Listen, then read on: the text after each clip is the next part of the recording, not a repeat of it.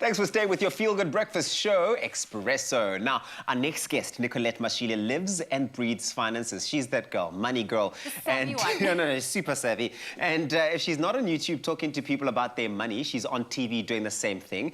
And she's passionate about having the discussions people don't want to always have when it comes to personal finance and getting the conversation started with your kids on simply saving. And of course, it's no exception for this financial whiz that she wants to today, again, talk to us about chatting to our kids about money. Nicolette, good morning. Good morning, Tabiso and Zoe. How are you guys doing? You know what? We are good, but you know what? I love what you are doing because you are known as South Africa's financial bunny. I wish we could be besties because you are so passionate about, talking about finances and having those conversations around it. Where did that passion for you start? You make a considerable amount of financial mistakes, and one day you wake up and you realize, no man, there must be a different way of doing things. I guess there's a saying that says if you keep doing something the same way and it's not working out, then it's a sign of madness, right? And I then realized I need to educate myself, and I think that's when I started becoming a little bit more passionate about becoming a little bit more money savvy in terms of my knowledge. So I think it's really just getting that information and the knowledge that one needs to be able to say, when I'm making this financial mistake, I know better, but I'm choosing to make it because, of course, there's a myriad of other things that allow people to make financial mistakes, but I think knowledge should not be one of them. I like that. Here you are. Now you're zoning into such an important conversation, and it's the conversation around parents having a chat about budgeting, spending, and saving money with their kids from an early age. Why is this so important? Yo, Tabiso, you must understand, for the last probably 4 years, I have been doing financial literacy targeted specifically at adults. And as I said, it's not just the knowledge that is quite the tricky part when it comes to somebody becoming money savvy or understanding their money. There's a whole lot of other factors. And one of the biggest factors is the habits that we've already formed by the time we become adults.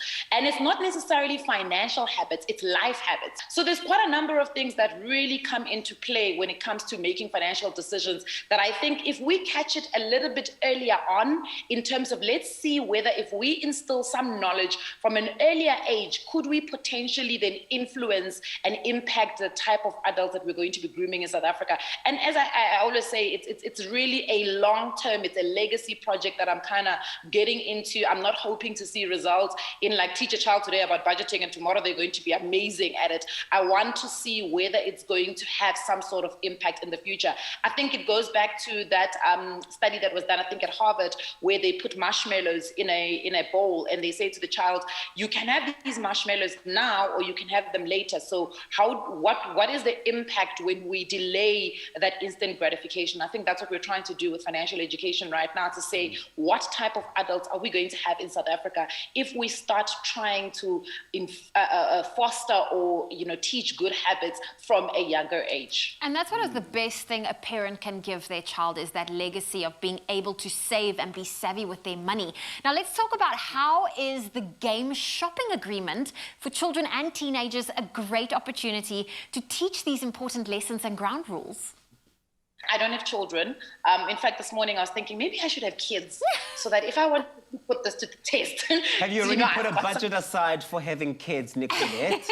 Absolutely. So I think, that shopping agreement is really putting what you say into practice, because often I find that my parents, when I was growing up, even let's say outside of finances, would say things, but they think that if they say certain things and they keep saying them and they keep saying them, you're going to grasp them. The reality is that it will only happen when they start doing things. So for me, I think that shopping agreement really is starting the doing. It's putting on paper what it is that you and I, as my child, are agreeing in terms of fostering good spending habits. Because one of the first things that I spoke about in the campaign is the fact that when I was growing up and my dad would take us to Cape Town for a holiday, he would drop us off at the V&A and think it's cute to just leave us at the mall to shop.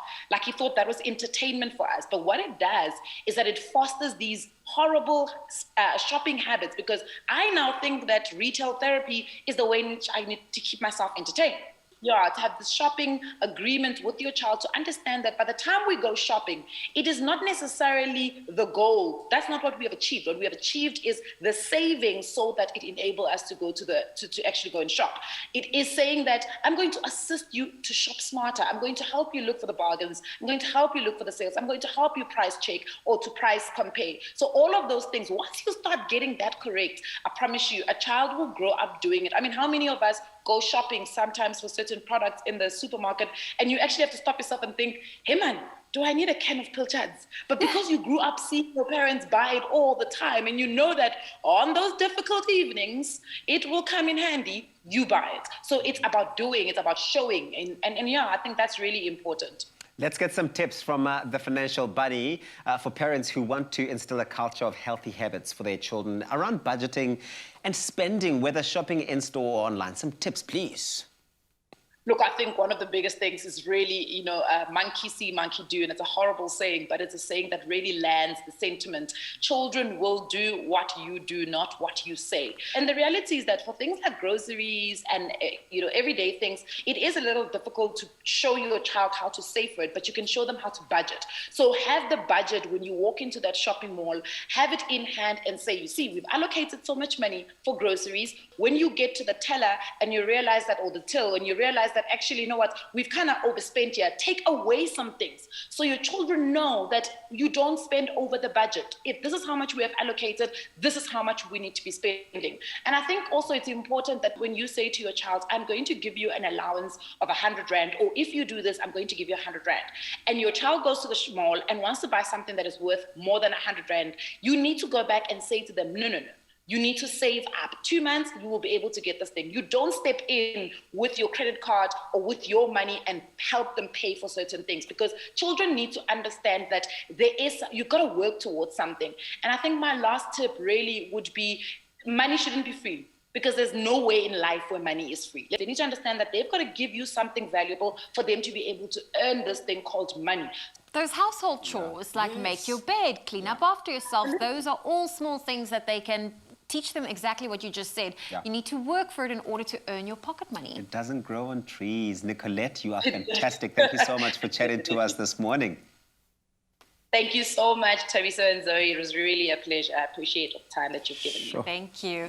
I love how you said money doesn't grow on trees, but isn't money paper? Ah, come on.